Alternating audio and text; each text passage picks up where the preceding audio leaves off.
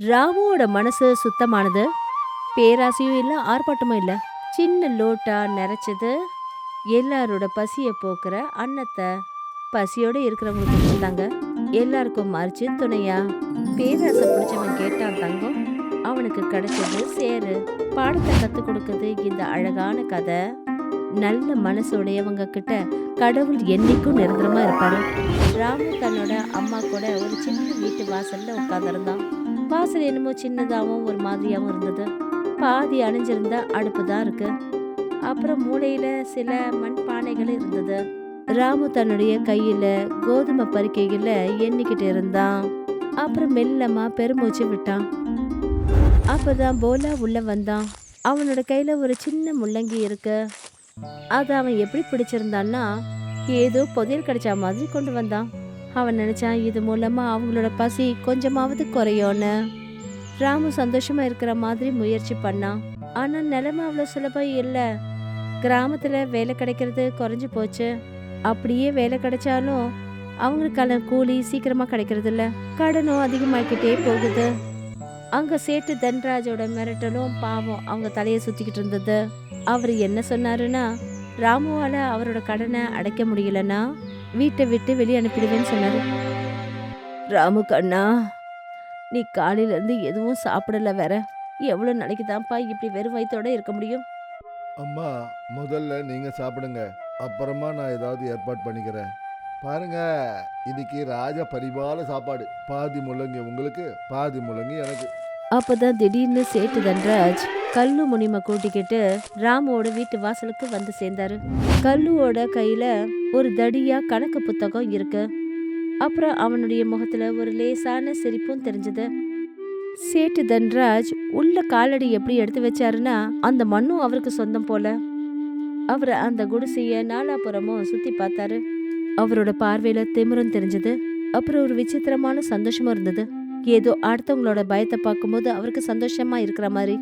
ராமு உடனே அவரை பார்த்ததும் மரியாதையோட கைய குப்பி நின்னான். ஆனா சேட்டோட குரல் ஆரம்பத்துல இருந்தே ரொம்ப நக்கல் நிறைஞ்சிருந்தது. அங்க கல்லு முனியும் ரொம்ப புத்திசாலித்தனத்தோட கணக்கு புத்தகத்தை திறந்தான். அவன் விரலால பக்கங்களை திருப்பிக்கிட்டே கணக்கு பார்க்க ஆரம்பிச்சான். போலா தைரியத்தோட ராமு பக்கத்துல நின்னுட்டு இருந்தான். ஏதோ அவனுக்கு பாதுகாப்பா நின்னுட்டு இருந்தான், அவனை காப்பாத்த போற மாதிரி. ஆனா ஒவ்வொரு முறையும் சேட்டு அவனை முறைச்சு பார்க்கும்போது அவனுடைய தைரியத்தை கொஞ்சம் இழந்துருவான். பின்னாடி நின்றுட்டு இருந்த அம்மா இது எல்லாத்தையும் கவலையோட பார்த்துட்டு இருந்தாங்க. என்ன ராமு, எப்போ என்னுடைய கடனை தீக்க போற? சேட்டையா, இன்னொரு 2 நாள் கொடுங்க. நான் எப்படியாவது உழைச்சி உங்க கடனை தீர்த்துறேன். 2 நாளா? இங்க பாரு ராமு, நீ 2 நாள்னு சொல்லிக்கிட்டு கிட்டத்தட்ட 2 மாசத்தை ஓட்டி இருக்க. ராமு, கோயில்ல நான் கருணையை காட்டுறது உண்டு, இந்த கடன் கொடுக்குற வியாபாரத்துல இல்ல. நாளைக்கு சூரியன் மறையறதுக்குள்ள பணத்தை கொடுக்குறேன்னா இந்த குடிசை எனக்கு சொந்தம். சேட்டையா, நாங்க ரொம்ப ஏழைங்க, ஆனா மோசமானவங்க இல்ல. கொஞ்சம் அவகாசம் கொடுங்க ஐயா. அம்மா, எனக்கு இந்த கண்ணீர் வேண்டாம், பணம் தான் வேணும். சேட்டு கண்ணீர் வியாபாரம் பண்ற கடையை திறந்தா நாமளும் பணக்காரன் ஆயிடலாம். என்ன உளறிக்கிட்டு இருக்க? நானா? நான் பசியில பஜனை பாடிட்டு இருந்தேன். ஞாபகம் வச்சுக்க, நாளைக்கு தான் கடைசி நாள். சேட்டு தன்ராஜ் கல்லு முனிமோட திரும்பி அந்த இடத்த விட்டு போயிட்டாரு. ராமு கவலையோட நின்றுட்டு இருந்தான். அவனுடைய முகத்துல கவலை ரொம்ப தெளிவா தெரிஞ்சது. கொஞ்ச நேரத்துக்கு அப்புறம் ராமு கிராமத்தோட ஆளே இல்லாத ரோட்ல நடந்துகிட்டு இருக்கான். அவனுடைய கையில ஒரு கோழியும் ஒரு கயிறும் இருந்தது. அவன் என்ன நினைச்சான்னா, சூரியன் மறையறதுக்குள்ள ஏதாவது வேலை கிடைச்சா நல்லா இருக்கும்னு நினைச்சான். அந்த பாதை ஒரு பழைய ஆலமரம் வழியா கடந்தது. போலாவும் அவன் கூடவே நடந்து வந்துட்டு இருந்தான். அவன் விடாம பேசிக்கிட்டே போனான். ராமு கவலைப்படக்கூடாதுங்கிறதுக்காக. ஆனா பாவம் அவனுக்கு எங்கேயுமே வேலை கிடைக்கலன்னு போது. அப்புறம் போலாவும் மெல்ல மெல்ல அமைதியாயிட்டான். ஆல மரத்தடியில போய் சேர்ந்ததும் ராமு அப்படியே நின்னுட்டான். அப்புறம் ஒரு கல்லு மேல போய் உக்காந்துட்டான். இப்போ அவனுடைய முகத்துல மறைஞ்சிருந்த கவலை ரொம்ப தெளிவா தெரிஞ்சது.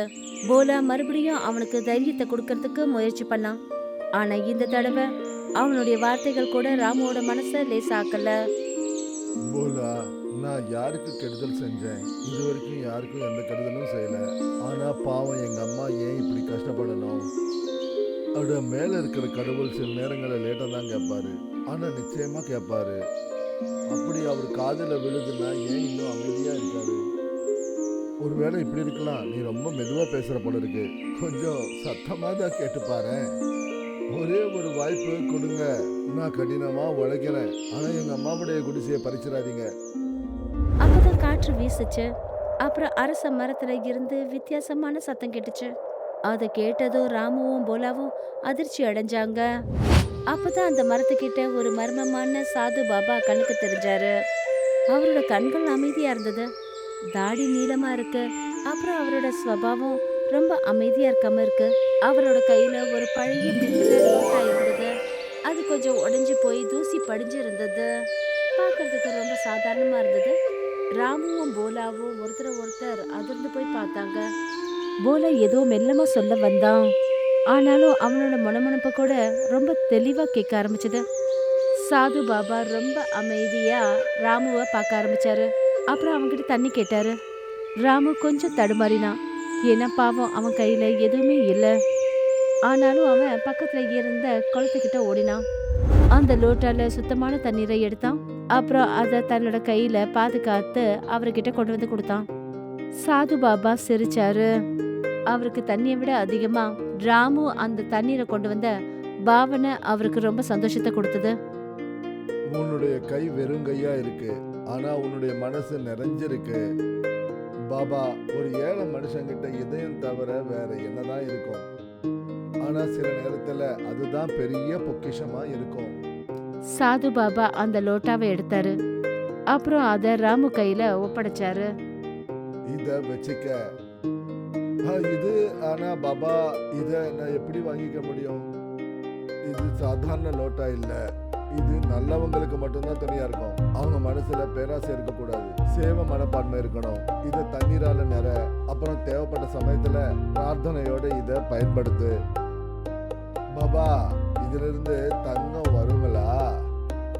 யாருக்கு தங்கம் மட்டும்தான் தெரியுதோ அவங்களுக்கு அந்த அற்புதம் தெரியாது. போலா வெக்கப்பட்டு தலை குனிஞ்சான்.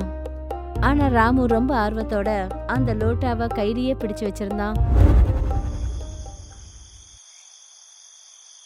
ராத்திரி ரொம்ப பலவீனமா அம்மா படுக்கையில படுத்து இருந்தாங்க. ராமுவும் போலாவும் எதிர்க்க வச்சிருந்த அந்த லோட்டாவை பார்த்துட்டு இருந்தாங்க. ஏதோ தீர்க்க முடியாத ஒரு சவாலை போல. அந்த லோட்டா பழசாவும் சாதாரணமானதாவும் இருக்கு. போலா அதை 4 பக்கமும் சுத்தி பார்த்தான். அதை லேசா தட்டி பார்த்தான். லேசா மோர்ந்து பார்த்தான். அப்புறம் காதை வச்சு கேட்கறதுக்காகவும் முயற்சி பண்ணான். அது உள்ள ஏதாவது இருக்கா இல்லையான்னு. அப்பதான் ராமுவுக்கு சாது பாபா சொன்னது ஞாபகம் வந்தது. அவன் அந்த லோட்டால தண்ணியை நிறைச்சான். கண்ணை மூடிக்கிட்டான். அப்புறம் உண்மையான மனசோட பிரார்த்தனை செஞ்சான். அவன் பணம் கேட்கல. அம்மாவுக்கு உணவும் அவங்களுடைய கவலையிலிருந்து வெளியே வரணும்னு வேண்டிக்கிட்டான். அவன் மெல்ல மெல்ல தண்ணீர் அந்த லோட்டாவில் ஊத்தும் போது அப்ப அந்த தண்ணீர் மின்னிக்கிட்டே அரிசி பருப்பா மாற ஆரம்பிச்சது. அந்த லோட்டா லேசான வெளிச்சத்துல மின்ன ஆரம்பிச்சது. இத பார்த்துட்டு 3 பேரும் சில நொடி அமைதியாயிட்டாங்க. போலா இந்த அற்புதத்தை பார்த்து அதிர்ந்து போனான். அட அட, இது தண்ணீரா இல்ல வேற ஏதாவதா? ராமு, என்னப்பா இது? அப்போ பாபா சொன்னது உண்மைதான் போல இருக்கு. கடவுள் இன்னைக்கு நம்ம வீட்டு அடுப்ப பத்த வச்சுட்டாரு கண்ணா. ராமு, அப்போ தினமும் நமக்கு விருந்து சாப்பாடுதான். பூரி, அல்வா, கச்சோடி, ஜிலேபி, இன்னும் என்னமோ. திடீர்னு லோட்டா சமைக்கிறத நிறுத்திடுச்சு. மறுபடியும் எல்லாமே சாதாரண தண்ணீரா மாறிடுச்சு. ஐயோ, இதுக்கு கோபம் வந்துடுச்சோ? அநேகமா இதுக்கு தேவை மட்டும்தான் பிடிக்கும் போல இருக்கு. பேராசை பிடிக்காது. கண்ணா, இத ஒரு வரமான்னு நினைச்சு பாதுகாத்து வச்சுக்கப்பா. பரீட்சைன்னு நினைச்சு இத பயன்படுத்திக்க. ராமு சரின்னு சொல்லி தலையை அசைச்சான். இதோட அன்னைக்கு இரவு அங்கேயே முடிவடைஞ்சது.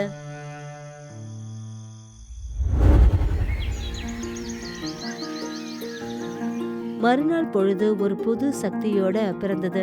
ரொம்ப நாள் பட்னியா இருந்ததுக்கு அப்புறமா அம்மா அடுப்புல சமைக்க ஆரம்பிச்சாங்க. அப்புறம் உணவோட வாசனை தெருவெல்லாம் பரவ ஆரம்பிச்சது. போலாவால தன்னோட சந்தோஷத்தை தாங்கிக்க முடியல. ராமு அவன்கிட்ட என்ன சொன்னான்னா, அந்த லோட்டா விஷயத்த யார்கிட்டயும் சொல்லக்கூடாதுன்னா. ஆனா போலாவோட முகமே அப்படிப்பட்டது. அவனால எந்த ஒரு ரகசியத்தையும் மறைச்சு வச்சுக்க முடியாது. போலா, உன்னால ஒரு விஷயத்த கூட மறைச்சு வச்சுக்க தெரியாதா? கவனமா இரு. இத பத்தி யாருக்குமே எதுவுமே தெரியக்கூடாது. ராமு, நான் சத்தியமா சொல்றேன், யாருக்கிட்டயும் எதையும் சொல்ல மாட்டேன். உன் சத்தியத்தை விட உன் முகத்தை பார்த்தாதான் எனக்கு ரொம்ப பயமா இருக்கு. நீ கவலையே படாத, நான் எல்லாத்தையுமே பாத்துக்கிறேன். அதுக்குள்ள அம்மா அவங்களுக்காக சுட சுட கிச்சடி கொண்டு வந்தாங்க. 2 பேரும் அதோட வாசனையை உணர்ந்தாங்க. அப்புறம் சாப்பிட ஆரம்பிச்சாங்க. அம்மா பக்கத்துலயே உட்காந்துக்கிட்டாங்க. 2 பேரும் சாப்பிட்றத பார்த்துட்டு அவங்களோட முகத்துல ஒரு அமைதி தெரிஞ்சது. சாப்பிட்டு முடிச்சதுக்கு அப்புறம் ராமுவும் போலாவும் வேலையை தேடி புறப்பட்டாங்க. ராமு தன்னோட கையில அந்த லோட்டாவையும் எடுத்துட்டு போனான். வழியில ஒரு வயசான மரம் வெட்டி மரத்துக்கடியில ரொம்ப பலவீனமாவும் பசியோடவும் இருந்ததை பார்த்தாங்க. ஐயா, என்ன ஆச்சு? நல்லா இருக்கீங்கல்ல? என்ன கண்ணா சொல்றது, பசினால நிலைமை மோசமா இருக்கு. ஒருவேளை சாப்பிட்றதுக்கு ஏதாவது கிடைச்சதுன்னா ரொம்ப நல்லா இருக்கும். ராமு மறுபடியும் அந்த லோட்டாவை பயன்படுத்தினான். அவன் மனசுக்குள்ள பிரார்த்தனை பண்ணிக்கிட்டான். அப்புறம் அந்த லோட்டா மூலமா அவ்வளோ உணவு வந்தது. அதை அவனால அந்த வயசான மரம் வெட்டிக்கு கொடுக்க முடிஞ்சது. அதே சமயம் கல்லு மூணையும் எல்லாத்தையும் தூரத்துல இருந்து பார்த்தான். அவனால விஷயத்த முழுமையா புரிஞ்சுக்க முடியல. ஆனா இதை கண்டிப்பா அவன் புரிஞ்சுக்கிட்டான். அதாவது அந்த லோட்டால ஏதோ ஒரு விஷயம் இருக்குன்னு. அடேங்கப்பா, இங்க விவசாயம் செய்யாமலே பயிரெல்லாம் விளையுது. இந்த விஷயம் சேட்டையாக்கு பிடிக்கும். இதை பார்த்துட்டு கல்லு முனிம் அங்க இருந்து அமைதியா போயிட்டான். மாளிகைக்குள்ள சேட்டையா தன்ராஜ் சோஃபால உட்காந்துக்கிட்டு பணத்தை எண்ணிட்டு இருந்தாரு. அப்பதான் கல்லு முனிம் அங்க வந்தான். அப்புறம் பளபளங்கிற தரையில அவன் வழுக்கிட்டான். சேட்டையா அவனுடைய இந்த செய்கையை பார்த்து முதல்ல அவனை திட்டினாரு. ஆனா கல்லு சீக்கிரம் சீக்கிரம் முன்னாடி வந்து சேட்டு தன்ராஜுக்கு சொல்ல ஆரம்பிச்சான். அதாவது அவன் என்ன பார்த்தான்னு. சேட்டையா, நான் என்னுடைய கண்ணால பார்த்தேன். அந்த லோட்டா தண்ணீர் உணவு கொடுக்க ஆரம்பிச்சிருக்கு. பொய் சொன்னேன்னா நாக்கை இழுத்து வச்சு வெட்டிடுவேன். ஐயோ சேட்டையா, இதுல நான் பொய் சொல்றதுக்கு என்னங்க இருக்குது? அப்படின்னா அந்த பிச்சைக்கார ராமு கிட்ட கஜானாக்கான சாவி இருக்குன்னு சொல்லு. ஆனா அப்படிப்பட்ட சாவி பூட்டை திறக்காமலே நல்ல சரக்கு கொடுக்குது. நாளைக்குள்ள அவனுடைய வீட்டை வாங்கலான்னு இருந்தேன். இப்போ அவனுடைய லோட்டாவை பறிச்சுக்குவேன். நேரா கேட்பீங்களா ஐயா? முட்டாள், பணத்தை கேட்டு வாங்கக்கூடாது, பறிச்சுதான் வாங்கணும். இதை கேட்டதும் தன்ராஜோட கண்கள்ல பேராசை தெரிய ஆரம்பிச்சது. கல்லு முனிமும் தலையாட்டி அவர் சொன்னதுக்கு ஒத்துக்கிட்டான். கொஞ்ச நேரத்துக்கு அப்புறம் சேட்டு தன்ராஜ் கல்லு முனிமை கூட்டிக்கிட்டு ராமுவோட வீட்டுக்கு வந்து சேர்ந்தாரு. இந்த முறை அவருடைய குரல் ரொம்ப இனிமையா இருந்தது. அவர் வரும்போது சில பழங்களையும் வாங்கிட்டு வந்தாரு. அப்புறம் அம்மாவோட உடல் நலத்தை பத்தி விசாரிச்சு ரொம்ப கவலைப்பட்ட மாதிரி காட்டிட்டாரு. போலாவுக்கு இதை பார்த்ததும் சந்தேகம் வர ஆரம்பிச்சது. ராமு மறுபடியும் ரொம்ப அமைதியா நின்றுருந்தான். ஆனா உள்ளுக்குள்ள ரொம்ப எச்சரிக்கையோட இருந்தான். சேட்டு மெல்ல மெல்ல விஷயத்த சுத்தி வளைக்க ஆரம்பிச்சாரு. அவர் எளிமை அப்புறம் தானத்தை பத்தி பெரிய பெரிய வார்த்தைகள்லாம் பேசினாரு. அப்பதான் ராமு உண்மையை சொல்லுவான்னு. ராமு கண்ணா, உனக்கு அதிர்ஷ்டம் அடிச்சதுன்னு கேள்விப்பட்டேன். அதிர்ஷ்டமா? இல்லைங்க சேட்டையா, எல்லாம் அந்த கடவுளோட கருணை தான். அப்படியா? அப்போ அந்த கருணை லோட்டால தான் கிடைக்குதோ?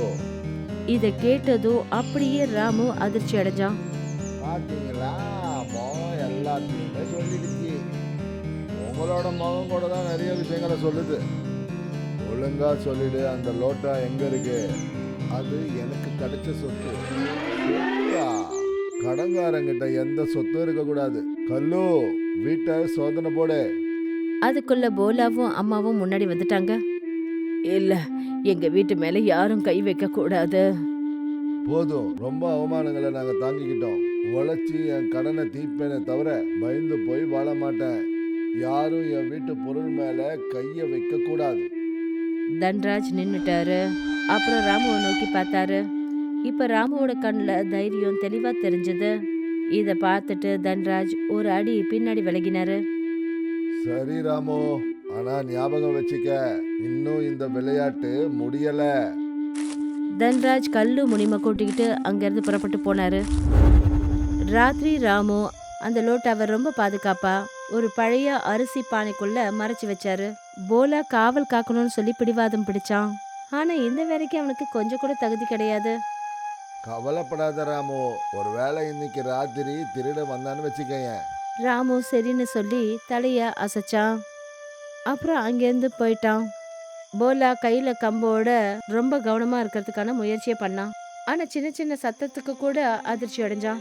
சில சமயம் மினுக்குத்தான் பூச்சி சத்தத்தாலையும், சில சமயம் பூனையோட சலசலப்புனாலையும். கல்வி மொழியும் யாருக்கும் தெரியாம ராமுவோட வீட்டுக்கு பின்வாசல் வழியா உள்ள நுழைஞ்சான். முன்னாடி நடந்து வரும்போது அவனுடைய கால் தெரியாம ஒரு கயிறு மேல பட்டுடுச்சு. அத அவன் ஒரு பாம்புன்னு நினைச்சிட்டான். ஐயோ, செத்துட்டேன், என்னை காப்பாத்துங்க, காப்பாத்துங்க. கயிறு அவனுடைய கால்ல சுத்திக்கிச்சு. அப்புறம் அதனால அவன் கீழே விழுந்துட்டான். உள்ள தூங்கிக்கிட்டு இருந்த போலா இந்த சத்தத்தை கேட்டுட்டு திடுதிடுப்புன்னு முழிச்சான். யார் அது? போலா சீக்கிரமா ரூமை நோக்கி ஓடினா. அப்புறம் ராமுவையும் எழுப்பி விட்டான். சீக்கிரமா எழுந்துரு, யாரோ திருடன் நுழைஞ்சிட்டான் போல இருக்கு. ராமு பயந்து போய் எழுந்தான். அப்புறம் போலாவை கூட்டிக்கிட்டு வெளிப்பக்கமா ஓடினான். ராமுவும் போலாவும் பின்வாசல் வழியா ஓடி வந்தாங்க. அங்க அவங்க பார்த்தாங்க. அப்பதான் கல்லு முனியும் தரையில விழுந்து கிடந்தான். அப்புறம் கயிறுனால பயங்கரமா சிக்கி கிடந்தான். கல்லு, நீயா? அதுவும் இங்கயா? நீ இங்க திருடுறதுக்கு தானே வந்த? கடைசியா கல்லு அந்த கயிறுல இருந்து தன்னைத்தானே விடுவிச்சுக்கிட்டான். அப்புறம் எழுந்து நின்னுக்கிட்டான். நான் ராத்திரி நடந்துட்டு போலான்னு தான் வந்தேன் இந்த பக்கம். அது சரி, அப்படியே எங்க வீட்டு செவுர குதிச்சு வந்துட்டீங்களோ? ஐயோ, அது வந்து நான் போயிடுங்க இருந்து. அதுக்கப்புறம் உனக்கு இங்க எதுவும் கிடைக்காது. சரி, நான் போயிடுறேன். நான் எதுவும் சும்மா தான் வந்தேன். மக்களும் ஏதாவது ஒரு விஷயத்த பெருசாக்கிடுறாங்களே. கல்லு ரொம்ப அமைதியா அந்த இடத்த விட்டு போயிட்டான். ராமுவும் போலாவும் அப்படியே அங்கேயே நின்றுட்டு இருந்தாங்க. அப்புறம் அவன் போறதையே பார்த்துக்கிட்டு நின்னாங்க. அப்புறம் இதோட அந்த இரவு முடிவடைஞ்சது. மறுநாள் காலையில கல்லு தன்ராஜை பார்க்க வந்தான். அப்புறம் ராத்திரி நடந்த விஷயம் எல்லாத்தையும் அவர்கிட்ட சொன்னான். அதை கேட்டதும் தன்ராஜுக்கு பயங்கரமான கோபம் வந்துடுச்சு. முட்டாள், ஒரு லோட்டாவை உன்னால கொண்டு வர முடியல. சேட்டையா, அங்க போலா இருந்தான். அவன் மனுஷன் கிடையாது, நடமாடும் ஒரு வம்பு.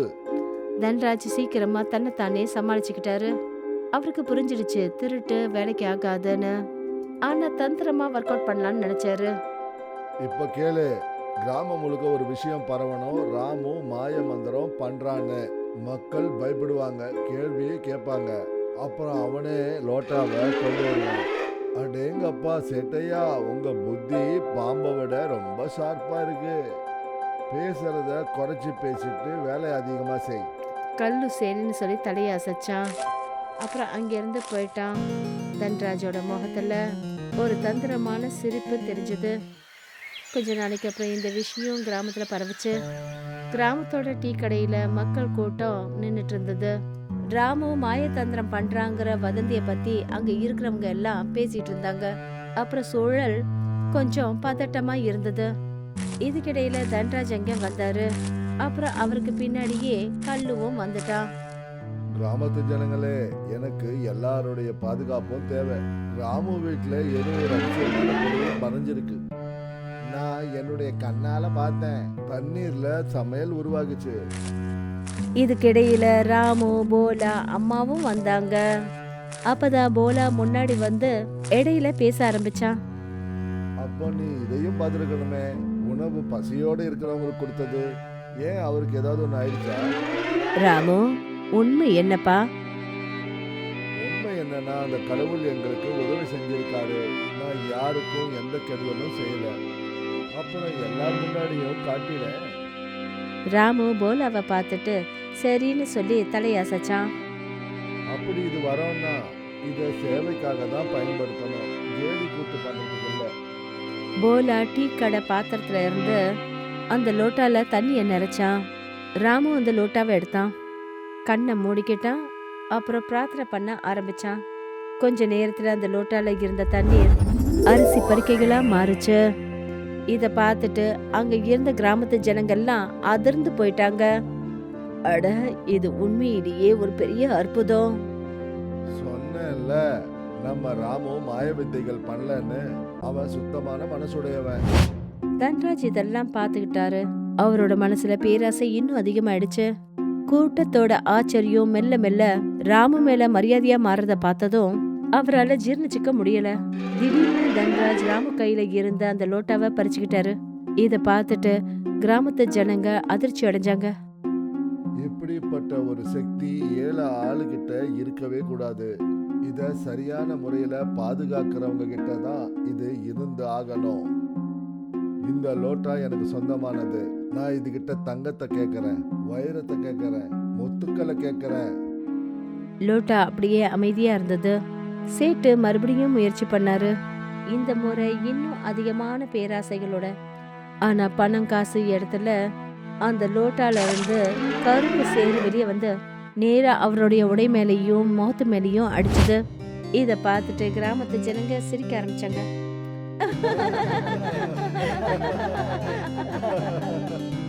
அடேங்கப்பா சேட்டையா, தங்கம் இல்ல, நேரா சேத்தவாரி பூசிருக்கு பாருங்க. சேட்டையா, மறுபடியும் ஒரு தடவை முயற்சி பண்ணி பாருங்க. லோட்டா, எனக்கு புதையல கொடு. அந்த லோட்டால இருந்து சேறு வெளியே வந்து நேரா அவரோட முகத்துல அடிச்சது. இத பார்த்துட்டு கிராமத்து ஜனங்க பயங்கரமா சிரிக்க ஆரம்பிச்சாங்க. அந்த சமயம் பார்த்து அதே சாது பாபா அந்த இடத்துக்கு வந்தாரு. பாபா, நீங்களா? ராமு பசியை தீக்கணும்னு கடவுள்கிட்ட வேண்டிக்கிட்டான். அதனால அன்னம் கிடைச்சது. இவன் பேராசையோட கேட்டான். அதனால தான் இப்படி நடந்தது. ஞாபகம் வச்சுக்க, கடவுள் கொடுக்கிற வரம் பேராசை நிறைஞ்சவங்கிட்ட எப்பவும் நிலைக்காது. தன்ராஜ் வெக்கப்பட்டு குற்ற உணர்ச்சியோட தலை குனிஞ்சு நின்னாரு. ராமுவோட நோக்கம் எப்பவுமே நல்லதா தான் இருந்தது. ஆனாலும் நீங்க அவனுக்கு தவற இழைச்சிங்க. அதுக்கு பதிலா அவன் உங்களுக்கு கொடுக்க வேண்டிய கடனை நீங்க தள்ளுபடி பண்ணணும். சரி, இன்னிலிருந்து ராமுவோட கடன் தீர்ந்தது. கடவுள் உனக்கு நல்லதையே செய்யட்டும் கண்ணா. ஐயா, இப்போ இந்த லோட்டாவை நான் என்ன பண்றது? இது எனக்கு கஷ்டத்தையும் கொடுத்தது, துணையாகவும் நின்னுது. கஷ்டத்தை கொடுத்தது லோட்டா இல்ல கண்ணா, பேராசை கொடுத்தது. இதை நீ உங்ககிட்ட வச்சுக்க. ஆனா உனக்காக மட்டும் இல்ல, எல்லாருக்காகவும். அப்படின்னா இந்த கிராமத்துல யாரும் பசி பட்டின்னு தூங்க மாட்டாங்க, எண்ணம் சுத்தமா இருக்கிற வரைக்கும். ராமு மட்டும் இல்லாம கிராமத்து ஜனங்களும் சரின்னு சொல்லி தலையசைச்சாங்க. அப்புறம் இதோட இந்த கதையும் இங்க முடிவடைஞ்சது.